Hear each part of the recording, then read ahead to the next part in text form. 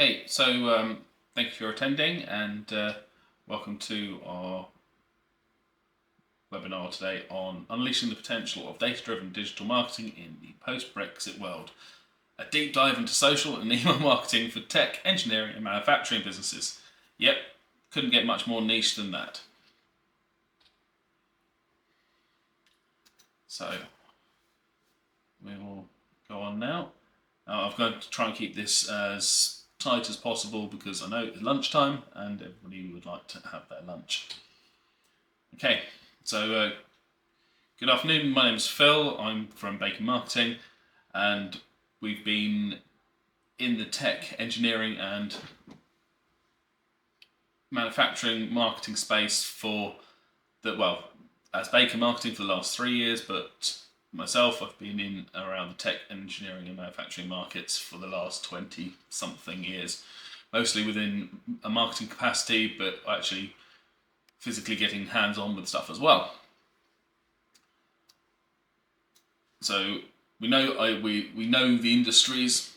We also know what the boundaries are as well, and we've got that commitment to making sure that marketing works for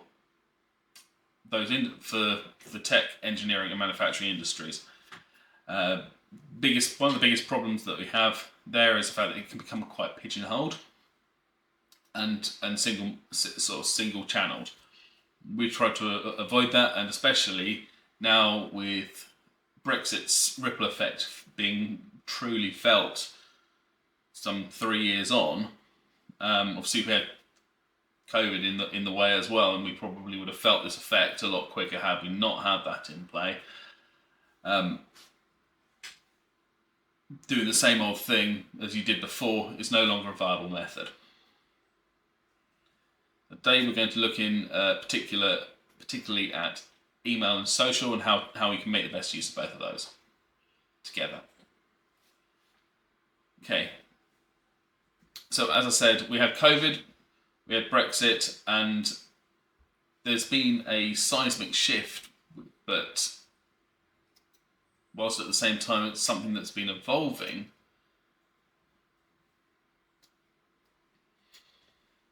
and there is the potential for innovation, targeted and effective digital marketing strategies to get the best out of your marketing. And the first step is actually understanding and acknowledging that these shifts have happened. Now, one of the biggest shifts here has been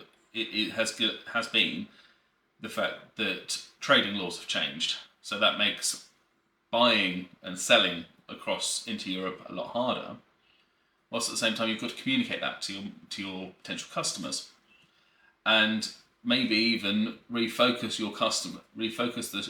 who your customers are, because a lot of other businesses within those markets have changed as well, and they are now struggling to buy from Europe at a price point that's effective for them, and so that they can still make a profit, but they can't put their prices up too much because of this.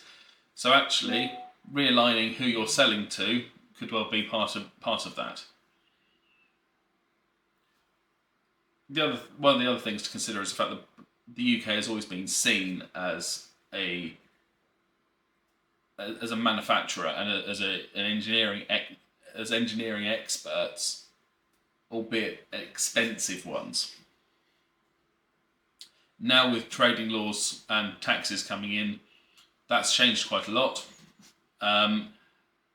We might not be seen as expensive as we were before. So we're looking first of all at social media. It's not just about posts and likes, especially for the tech, engineering and manufacturing sector. Platforms like LinkedIn and Twitter have become arenas for knowledge exchange, networking and showcasing what you can and can't do. Curation of content here can really, really help you. So not just using your own content, but using the expertise of other people's content as well. Now, how do we go about that? Well, we can actually go off. We can find that content on other people's websites. We can find it on their social channels. We can find it in emails they're sending out. It's sharing that knowledge, and it's making sure that people are seeing that, one, you're not only experts in it, but you're willing to encourage other people's expert advice and expert opinions to come through as well. By doing that, you're actually helping to elevate everybody else within the space as well, and you're creating meaningful connections between people. Now, if we do that and focus on UK-based businesses, everybody comes together, and you're just amplifying the fact that the UK is a strong player within the tech, engineering, and manufacturing sectors, and it works. It all works together.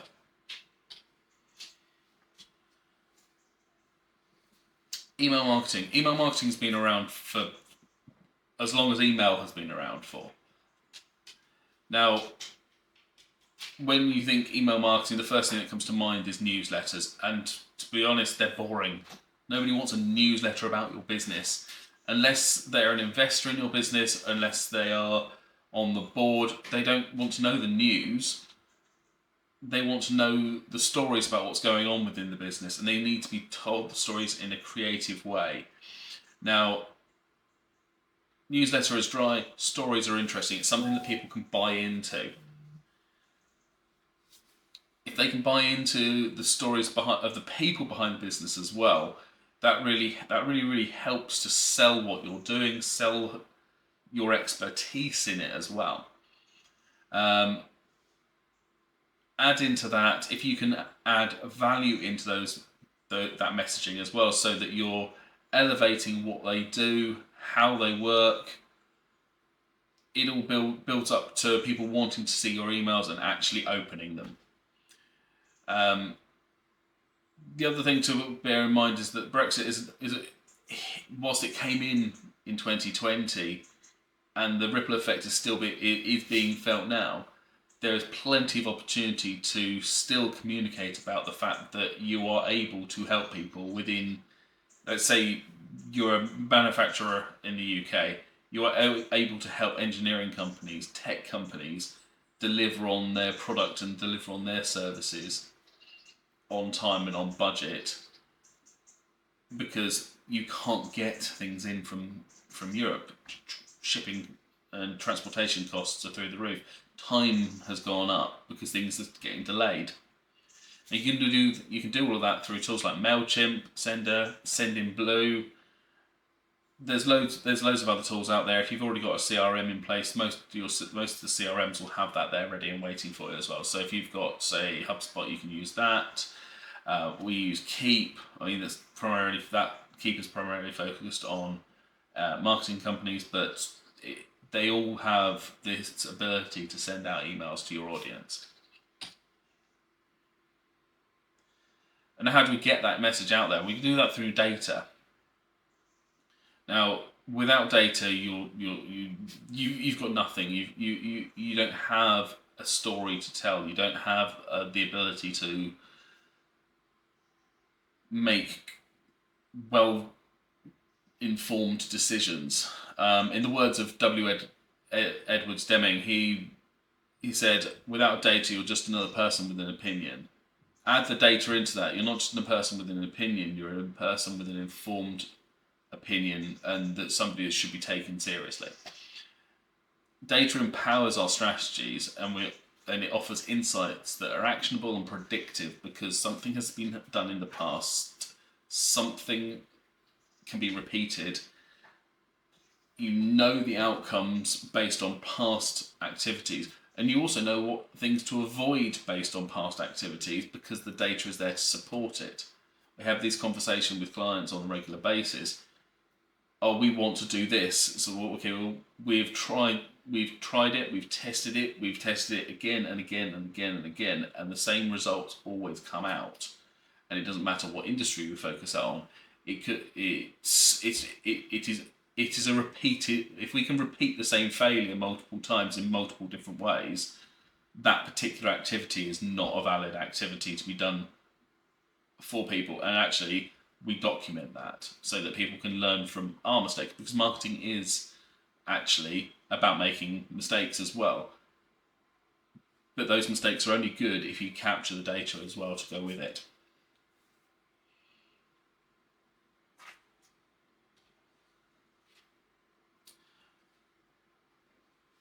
So we need to be adaptable. Like I was saying, we capture data to stop us making the same mistakes again.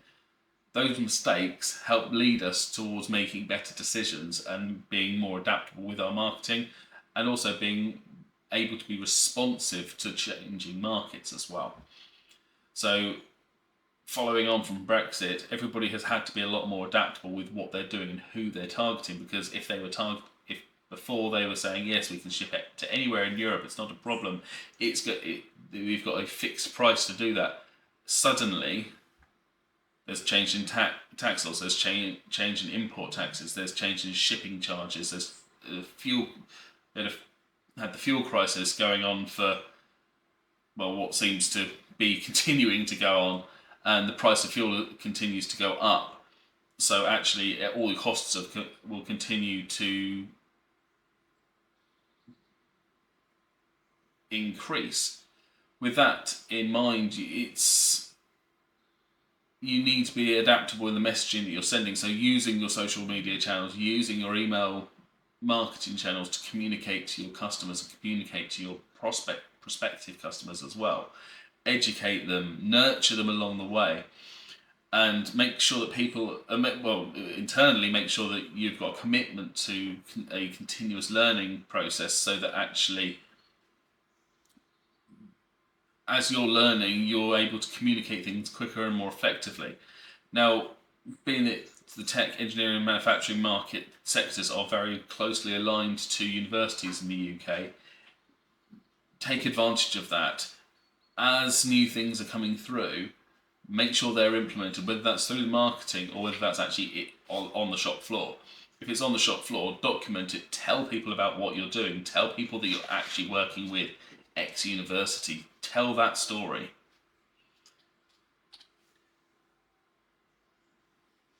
Let's go. Pause for a second.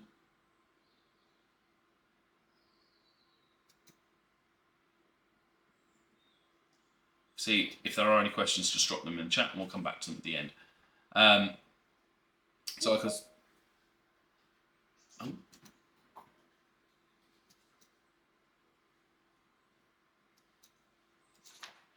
as I was saying, now we move on to social media and email and looking at them together. Social media is the trailer and email marketing is the movie. If you combine the two together, you can tell the initial story through social media, get people's attention, grab them, and then take them and convert them into email.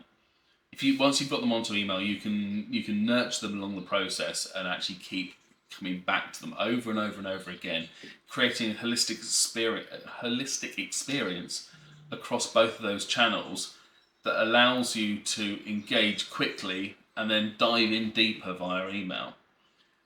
By combining these two channels, you've got a consistency, you've got impactful communication, and you can actually showcase your adaptability and your expertise with people.